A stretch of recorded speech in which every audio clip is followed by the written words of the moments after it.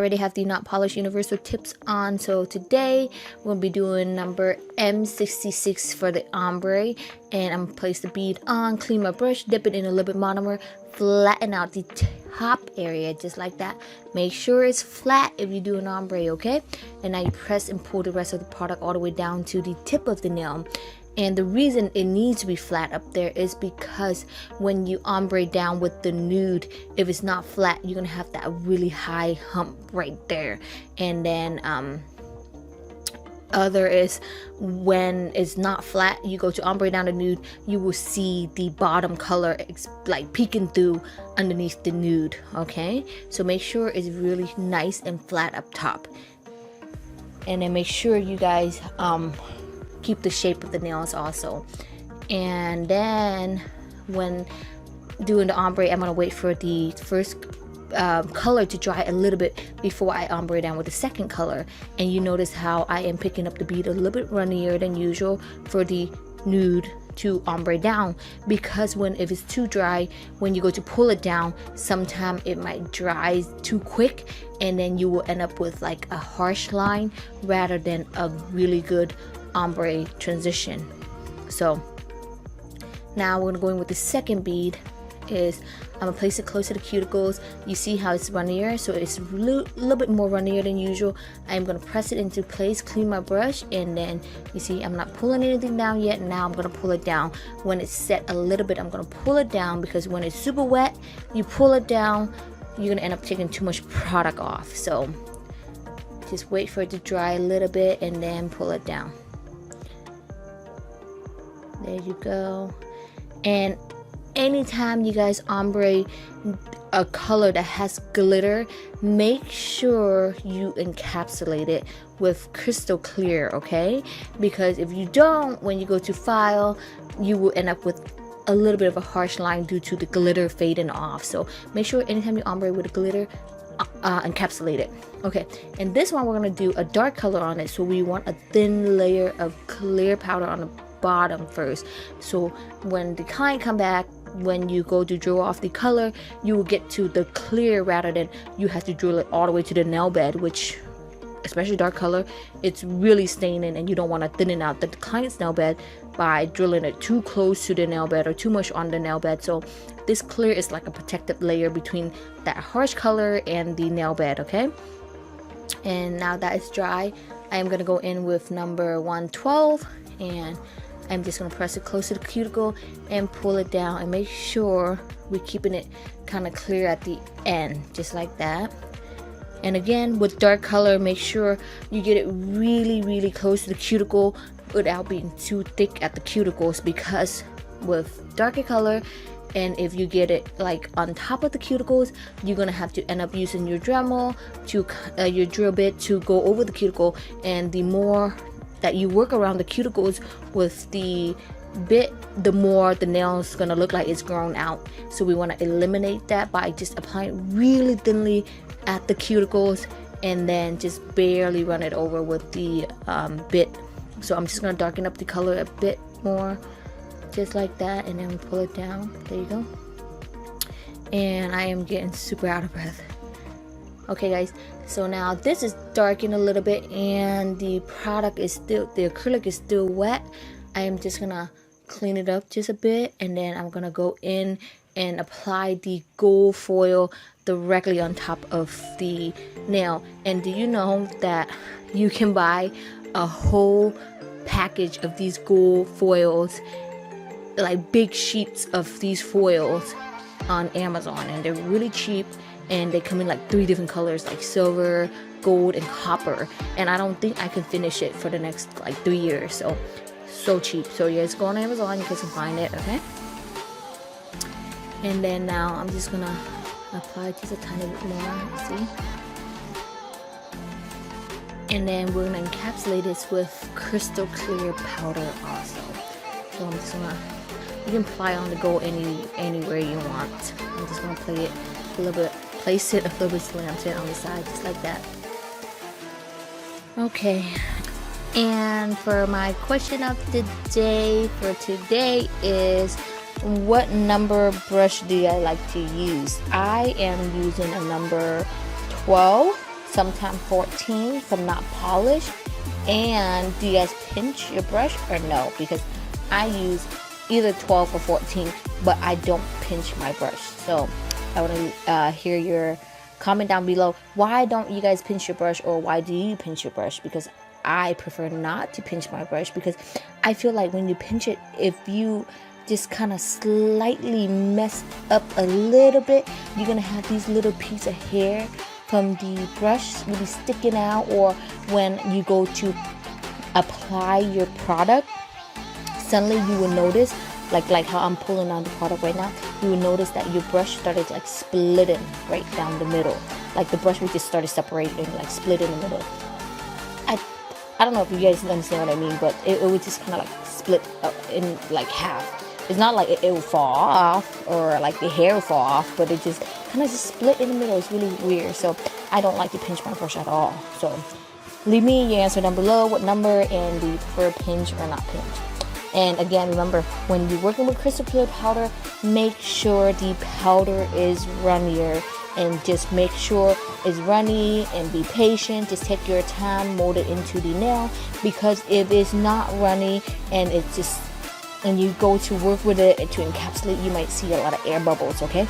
So make sure it's runnier and not too dry, or else you're gonna have a lot of air bubbles in there. And again, as you can see, I am using my 5-in-1 cross bit from Notpolish to pre-shape my nails before I do anything, because this bit is a lifesaver. And what's so good about it is it's also a safety bit that allows you to get super close to the cuticles. Again, I just can't say enough how much I love this bit. Okay guys, and then after we're done, we're just gonna go in and just smooth out the top of the nail. And as you guys notice, I am 34 weeks pregnant now. So in my video, you probably could hear in my voice that I am losing my breath a little bit more, like I am getting out of breath. I have only six weeks left until I'm due, so it's getting really close.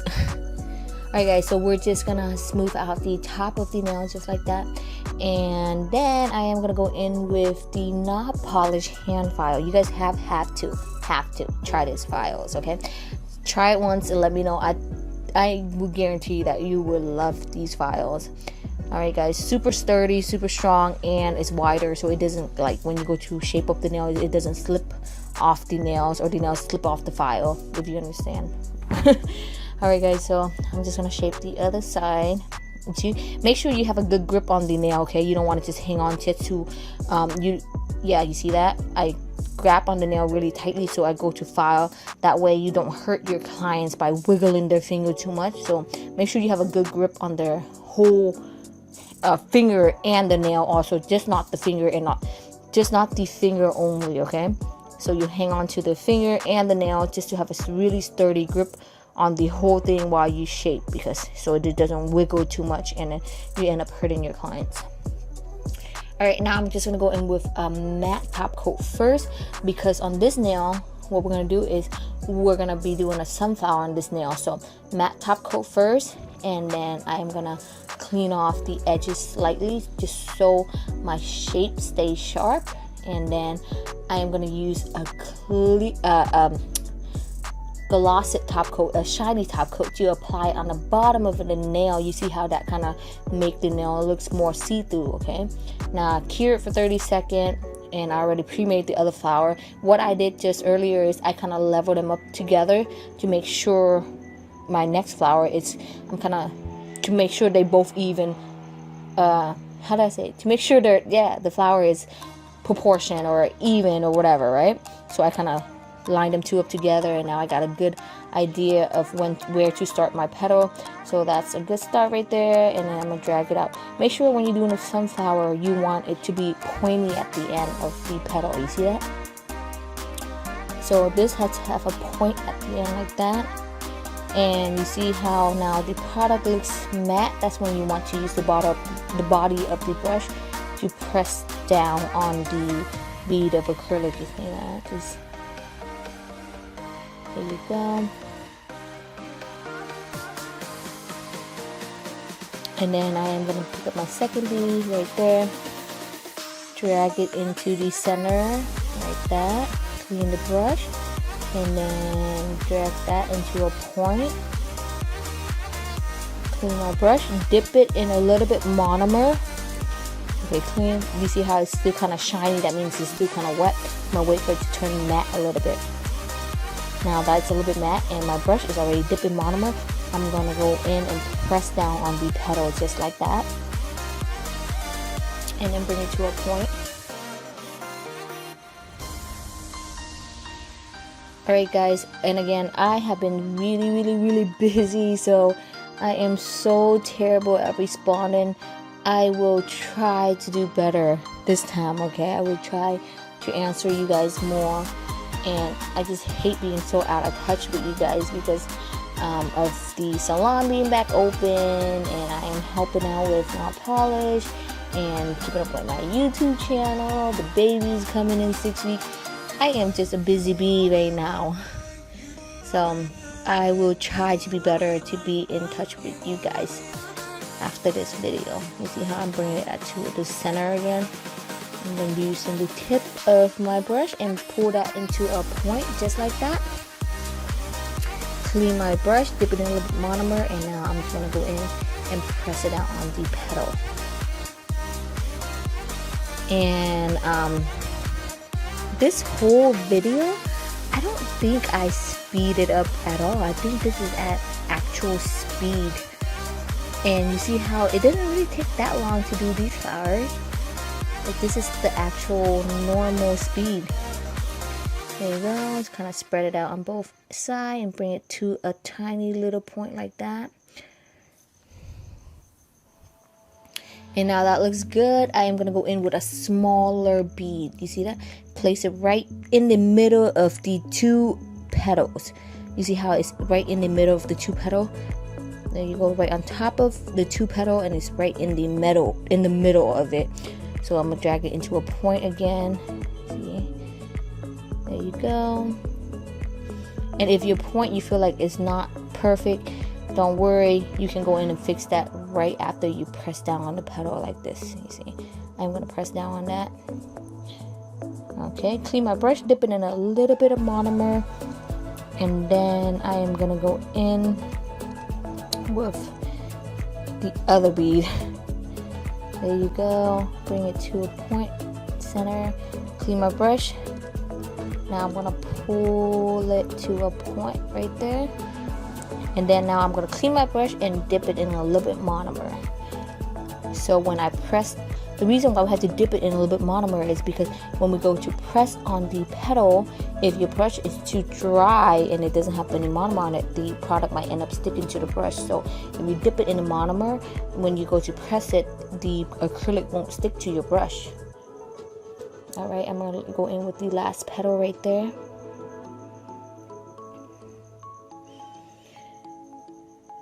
And then bring it to a point.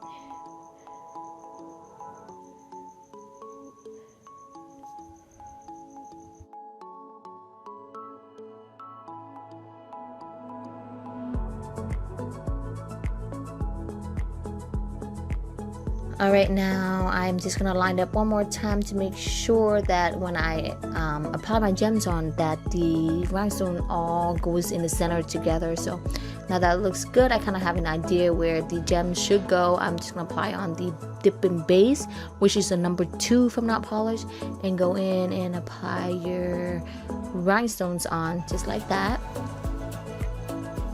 Super cute on this side. You see, this flower I think is so perfect for fall.